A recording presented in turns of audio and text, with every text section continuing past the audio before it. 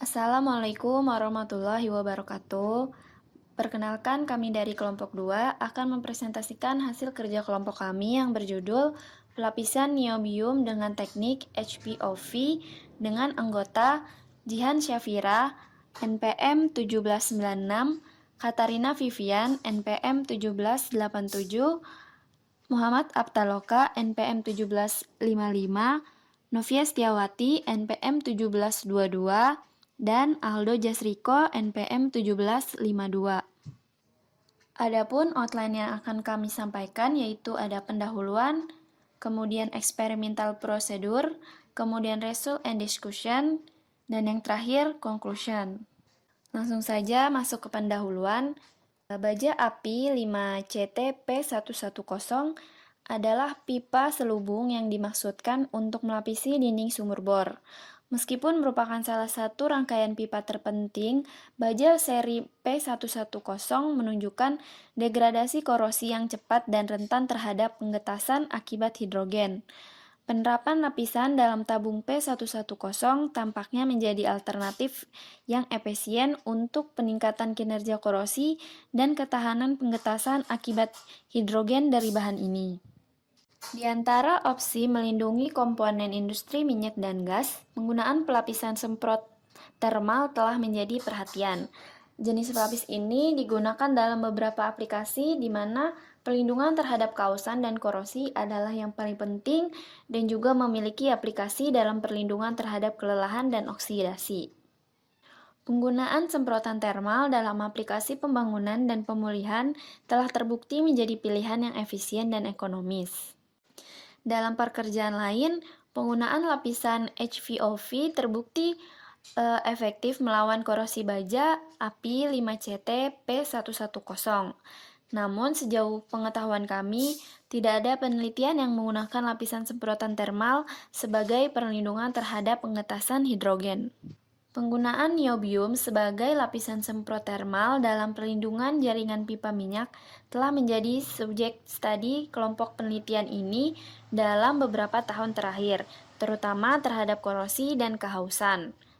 Dalam pekerjaan ini, deposisi lapisan niobium dengan pencemprotan termal bahan bakar oksigen kecepatan tinggi atau HVOV dilakukan untuk membentuk penghalang pelindung terhadap hidrogen yang diambil oleh baja api 5CT-P110. Selanjutnya, saya akan membahas mengenai materials and method. Pada penelitian ini, hal yang pertama kali harus dilakukan adalah menyiapkan komposisi baja API 5CT P110 yang digunakan sebagai substrat dan ditentukan dengan menggunakan model Spectrolab spektrometer emisi optik LA-VFA 18B. Selanjutnya, untuk melakukan uji tarik, spesimen dibuat dengan mesin sesuai standar NACE TM0198-2004. Dan untuk karakterisasi lain pelapisnya disimpan pada substrat dengan geometri persegi panjang dengan ukuran 120 mm x 20 mm x 10 mm dan niobium powder dengan kemurnian 97,14%. Semua sampel uji diurai dengan aseton. Abrasif diledakkan dengan aluminium oksida dan dipanaskan sebelumnya pada suhu 120 derajat Celcius sebelum proses pelapisan. Setelah itu dilakukan pengukuran partikel bubuk yang diukur dengan difraksi laser CILAS model 1800 dan fase kristal yang ada dalam niobium powder dan yang ada dalam lapisan niobium diidentifikasi oleh difraksi sinar X dengan menggunakan XRD Philips Expert MPD dengan kisaran 2 theta dari 5 derajat hingga 75 derajat dan tabung tembaga anoda. Selanjutnya, permukaan kekasaran lapisan dan substrat diukur dengan profilometer kontak CITR model Pro 5003D yang diperoleh dari nilai RY atau dari nilai rata-rata aritmatika dari nilai absolut koordinat penghapusan. Kekerasan mikro dari kedua material diukur dengan pengujian kekerasan mikro Buchler Micromet 2001 dengan beban 3 Newton dan waktu tahan 15 detik, sebagaimana yang telah ditentukan dalam standar ASTM E384. Selanjutnya, uji tarik dilakukan menggunakan EMIC DL 2600 dengan laju ketegangan 1,5 dikali 10 pangkat min 3 mm per menit. Sampel diserahkan ke pengisian hidrogen sebelum atau selama tes tarik. Nah, dalam kedua kasus, pengisian hidrogen dilakukan menggunakan sirkuit galvanostatik katodik atau elektroda penghitung platinumas dan elektroda kalomel jenuh sebagai elektroda referensi, di mana pengujian ini dilakukan selama 24 jam dan kemudian segera mengalami pengujian tarik di udara. Tes triplicate diperoleh oleh setiap kondisi yang dipelajari. Setelah itu, dilakukan analisis morfologis dan fraktografi dilakukan dengan memindai mikroskop elektron SEM JEOL 5800. Selanjutnya, ketebalan, pelapisan, dan porositas ditentukan oleh analisis mikroskopi optik dalam penampang pelapisan yang diperoleh dengan analisis gambar penampang menggunakan perangkat lunak aksion vision, mengikuti standar ASTM E2109-01. Profil morfologi sampel yang dilapisi diperoleh setelah uji tarik dengan lapisan dan tanpa pengisi daya. Untuk mendapatkan profil ini, gambar SEM dari permukaan sampel diperoleh di sepanjang bagian pengukur untuk mengevaluasi integritas lapisan dan akhirnya munculnya retakan dalam lapisan yang disebabkan oleh deformasi plastik substrat. Untuk mengevaluasi kapasitas penyerapan hidrogen, jumlah hidrogen dalam API 5CT P110 baja dan lapisan niobium diperoleh menggunakan teknik kuantifikasi elemen CHNS berdasarkan konduktivitas termal seperti yang dijelaskan dalam standar ASTM D5373. Selanjutnya, uji kandungan hidrogen yang dilakukan pada selembar kertas lapisan niobium dihilangkan dari permukaan substrat dan pada lembaran baja API 5CT P110 dengan ketebalan yang sama dengan lapisan. Setelah itu, dilakukan penghapusan lapisan yang telah dibuat dari flexing spesimen dilapisi sampai pengelupasan lapisan.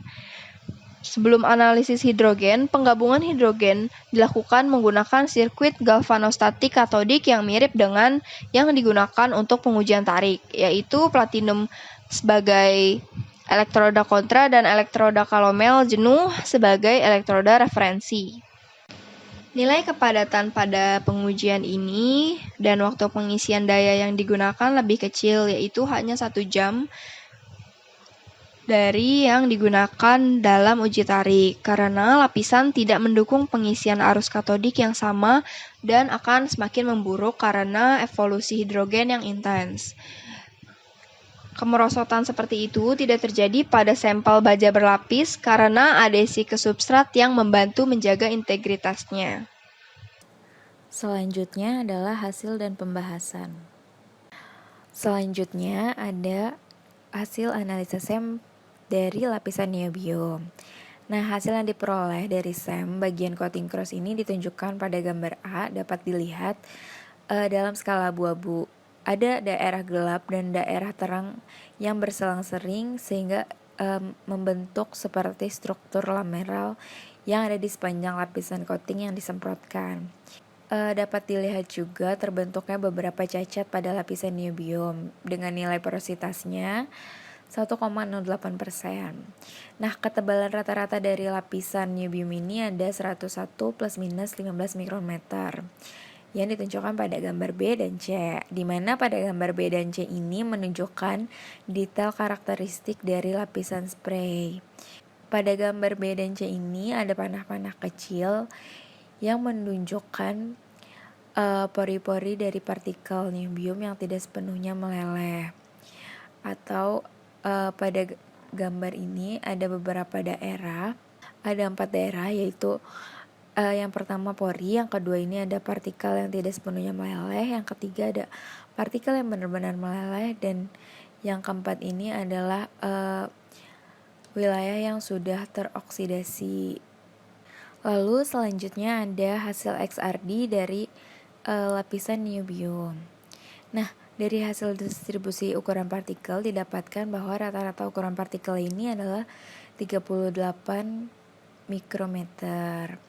Nah, di mana dapat dilihat bahwa pada hasil analisis XRD pada lapisan niobium ada niobium nitrida, niobium oksida, dan niobium itu sendiri yang ditemukan pada hasil lapisan. Nah, munculnya niobium nitrida atau Nb5N6 pada lapisan niobium ini, pada lapisan yang telah di-coating, ini bisa terjadi atau dikaitkan karena proses manufacturing bubuk yang sebelumnya.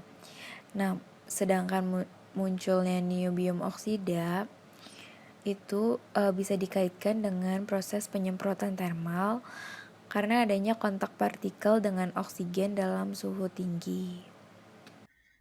Pada gambar 4 berikut merupakan kurva stress strain dengan dan tanpa coating NB. Dapat dilihat bahwa tanpa coating NB setelah mencapai ultimate tensile strength, kurvanya berada di atas, dan baja dengan coating NB berada di bawah. Selain itu, strain baja dengan coating NB lebih besar. Hal ini dikarenakan sifat NB yang lebih getas dibandingkan substrat yang dapat menghambat deformasi baja, sehingga strainnya lebih kecil. Namun, walaupun baja dengan coating NB memiliki strain yang lebih kecil, ketika menerima serangan hidrogen, baja dengan coating NB tidak memiliki pengaruh yang signifikan, sedangkan baja tanpa coating NB memiliki strain yang rendah. Ini artinya coating NB mampu mencegah terjadinya hidrogen embrittlement. Kemudian setelah dilakukan serangan hidrogen, dilakukan uji tarik, dan hasilnya baja dengan coating NB memiliki kuat tarik lebih besar. Hal ini dikarenakan baja tanpa coating NB telah terkena oleh serangan hidrogen embrittlement, sehingga mempengaruhi kekuatannya, dan kekuatan yang didapat oleh baja tanpa coating NB itu lebih rendah. Selanjutnya yaitu morfologi lapisan niobium. Morfologi yang diperoleh dari gambar yang ditangkap oleh Sam dari permukaan spesimen yang dilapisi kemudian dilakukan pengujian tarik ditunjukkan pada gambar 5 dan 6. Gambar 6 menunjukkan posisi bayangan berada di luar daerah pengukuran, di mana tidak ada deformasi plastis atau retakan yang terlihat. Kemudian pada gambar 6, daerah pengukuran jauh dari daerah pecah, di mana daerah pengukuran sampel keluar dari wilayah necking. Hal ini dimungkinkan untuk melihat retakan yang baru jadi, yang ukuran dan kuantitasnya meningkat saat daerah patah didekati. Saat menganalisis gambar, sejumlah besar retakan berukuran makroskopis dapat diamati. Arah rambat retakan bervariasi, ada yang sejajar dan ada yang melintang ke arah tarik. Retakan lapisan semprotan termal muncul selama deformasi karena uji lekukan. Dalam pekerjaan ini, perilaku lapisan yang diperoleh dengan penyemprotan termal HPOV dan penyemprotan termal plasma dibandingkan, hasilnya menunjukkan kinerja yang lebih baik dari lapisan HPOV yang menunjukkan ketangguhan yang lebih besar dan retakan yang lebih kecil pada kondisi beban yang sama. Kemudian gambar 7 yaitu gambar yang diperoleh Sam dari permukaan retak pada baja api 5CTP110 yang diuji tarik. Yang A ini tanpa pengisian hidrogen, yang B ini dengan pengisian hidrogen sebelumnya, dan yang C dengan pengisian hidrogen simultan. Selanjutnya adalah morfologi lapisan niobium dari baja AP5CTP110 yang telah dilapisi niobium setelah dilakukan uji tarik. Pada gambar 8A terdapat lesungan yang cukup dalam yang menandakan mode perpatahan ulet dari material ini. Hasil ini sesuai dengan keuletan yang ditunjukkan pada hasil uji tarik sampel ini, bahwa lapisan niobium bertindak sebagai penghalang atau barrier asupan hidrogen pada pengisian sebelumnya, mencegah hidrogen melakukan penggetasan. Lalu pada gambar 8B memperlihatkan struktur getas tipe transgranular dengan kehadiran bidang pembelahan. Hasil ini menegaskan kerapuhan yang diamati dalam hasil uji tarik, bahwa lapisan tidak mencegah difusi hidrogen dalam baja api 5CTP110. Selanjutnya adalah tes kuantifikasi massa hidrogen. Berikut ini adalah grafik nilai kandungan hidrogen yang dinormalisasi dalam sampel baja api 5CTP110. Jumlah hidrogen yang dinormalisasi dianggap sebagai pengukuran massa hidrogen dalam kondisi bermuatan, dengan mempertimbangkan kondisi material yang tidak bermuatan sebagai 1 atau bernilai 1. Dapat diamati bahwa muatan pada lapisan niobium memperlihatkan kandungan hidrogen 8,2 kali lebih besar dari substrat yang tidak bermuatan.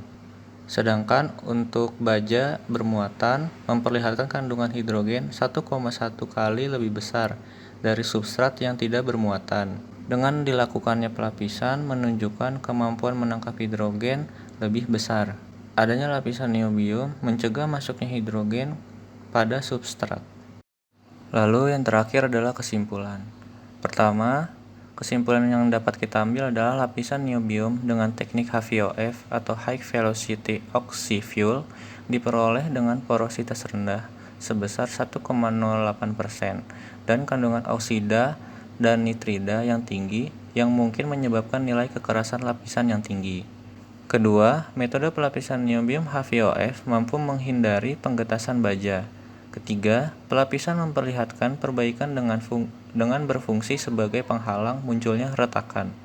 Keempat, pengaruh mekanisme penghalang lapisan di pintu masuk hidrogen dapat dikaitkan dengan penyimpangan dan cacat di dalam lapisan, seperti pori-pori, penyimpangan permukaan, antar muka, antar substrat dan pelapis sebagai oksida dan nitrida.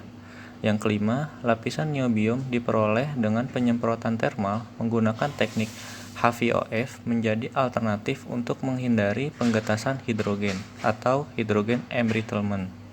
Sekian presentasi dari kelompok kami dengan judul makalah pelapisan niobium dengan teknik HVOF. Kurang lebihnya mohon maaf. Terima kasih. Wassalamualaikum warahmatullahi wabarakatuh.